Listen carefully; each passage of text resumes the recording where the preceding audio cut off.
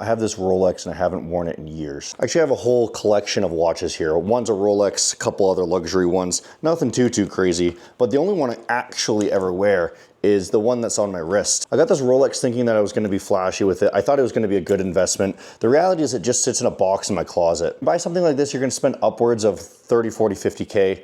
And there's no way that you're gonna be wearing it around on the everyday street. And half the time I actually forget to put it on when I'm going out on a nice occasion.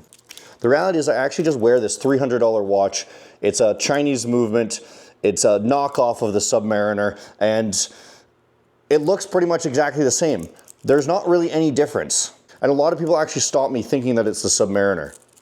Until you get to an ultra-rich level, you're really not gonna be wearing Rolexes on the daily, unless you have multiple of them and you're willing to get one stolen while you're waiting for your Uber ride home. Now, a lot of you might say that watch is an asset that you can sell. Well, it's actually quite difficult to sell luxury items when there's a recession. So it's actually a bad idea unless you're just gonna sell it at random time. And then when are you gonna choose? What time are you actually gonna sell it? When, like, I don't think anyone actually ever sells watches unless they need the money. And if you need the money, it's probably in a recession, and other people probably need the money too. They're not buying watches. So the value of your watch is pretty much worthless. I recommend you buy something that's much more liquid, such as the S&P, or something useful like a house.